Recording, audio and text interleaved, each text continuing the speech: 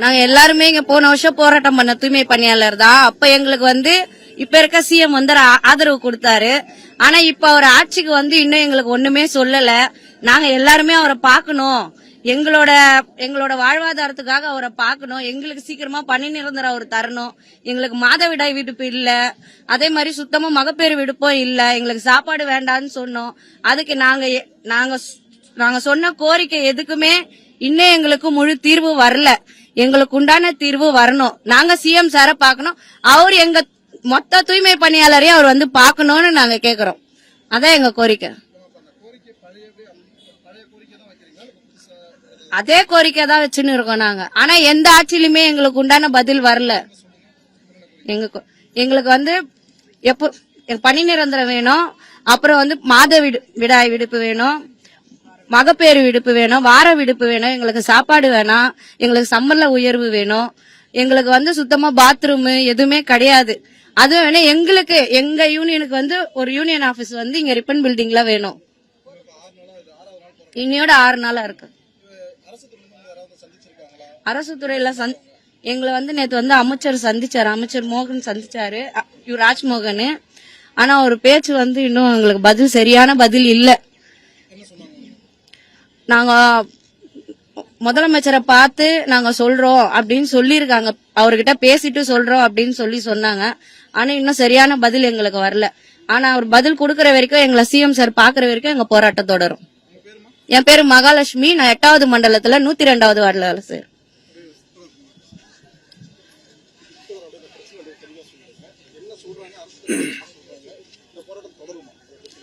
கடந்த 6 நாட்களாக உழைப்போர் உரிமை இயக்கம் சார்பிலே பணி நிரந்தரம், மகப்பேறு விடுப்பு, வார விடுப்பு, சம்பள உயர்வு, மாவட்ட ஆட்சியர் நிர்ணயித்த சம்பள உயர்வு உட்பட பல்வேறு கோரிக்கைகளை வலியுறுத்தி நாங்கள் போராடி கொண்டிருக்கிறோம்.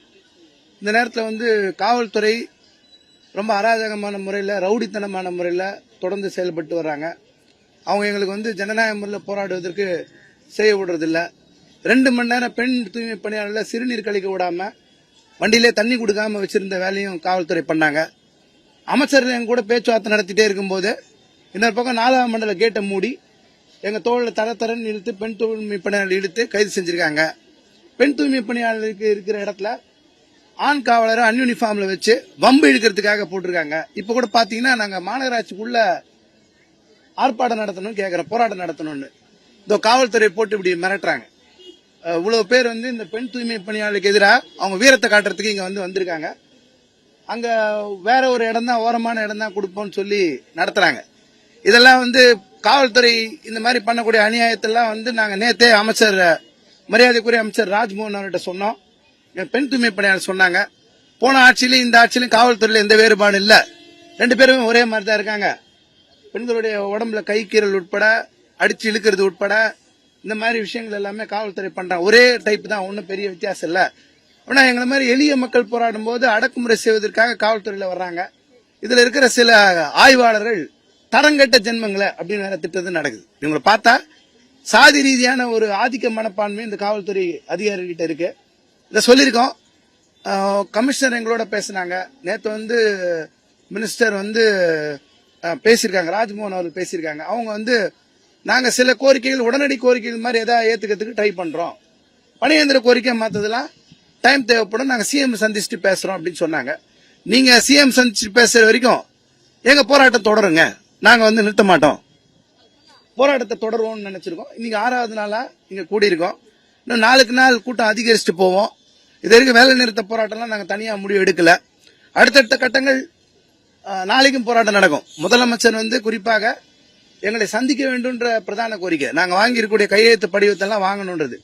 அப்படி வாங்காம நடத்துறாங்க அப்படின்னு ஒரு முடிவு பண்ணா நாங்க எங்களுடைய போராட்டம் தொடரும். இன்னைக்கு 6 நாள், இன்னையோட 7வது நாளுக்கு ரெடி ஆகும், செப்டம்பர் 8 வரைக்கும் ரெடி ஆகும், 100வது நாளுக்கு ரெடி ஆகும். இன்னும் இதுல இருந்து யாரும் பின் ஒதுங்கி யாரும் போக மாட்டோம். நீ எத்தனை காக்கி சட்ட ஆளுங்களை கூட்டு வந்தாலும், துப்பாக்கிலாம் வச்சுக்கிட்டு வந்தா கூட எங்க பெண் தூய்மை பண்ண யாரும் பயப்பட, ஒருத்தர் கூட பயப்பட மாட்டாங்க.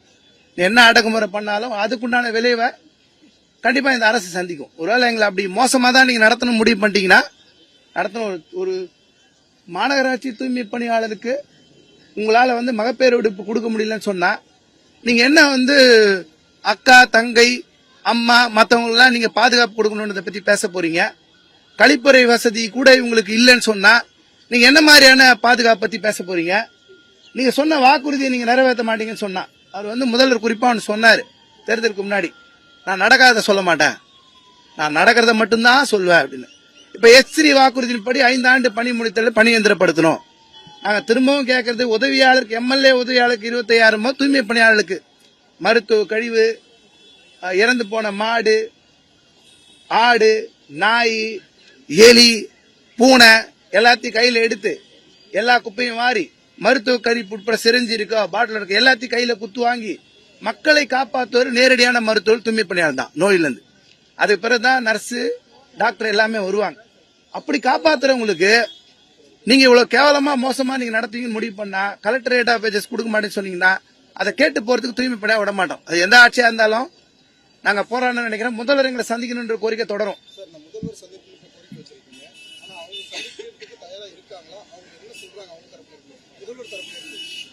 முதல் அமைச்சர் தான் பேசினாரு. அமைச்சர் சந்திப்பதற்குரிய ஏற்பாடு பண்றேன்னு சொல்றாங்க. நீங்க என்னெல்லாம் செய்வீங்க, என்னெல்லாம் செய்ய மாட்டீங்க, முதல்வர் எப்ப சந்திப்பாரு சொல்லுங்கன்றோம். தெளிவான பதில் வரல. தெளிவான பதில் வந்தா நாளைக்கும் போராட்டம் தொடரும் நாங்க சொல்லிருக்கோம். அதான் நடத்துறோம்.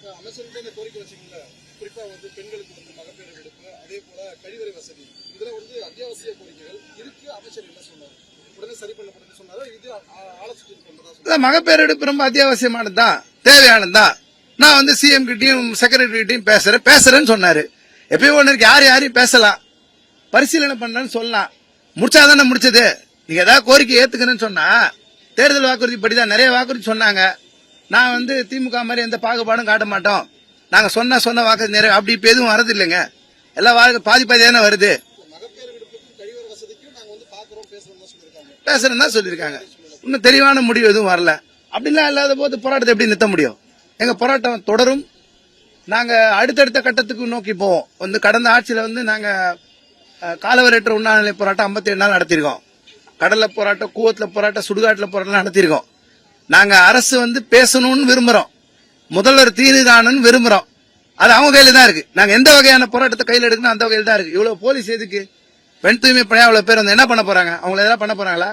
கையில தொடப்பம் கூட கிடையாது அவங்க கிட்ட. எதுக்கு இவ்வளவு பேர் இருக்கணும்?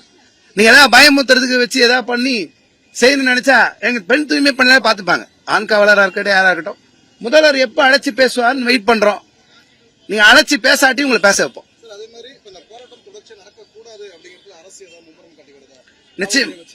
நிச்சயமா இவங்க மிரட்டுற போக்கோ, வீடுங்களில் போய் மிரட்டுற போக்கோ, கலவரத்தை தூண்டுற போக்கோ 2 மணி நேரம். நேற்று நாங்க அமைச்சர் பார்க்க சந்திக்க போயிருக்கோம்.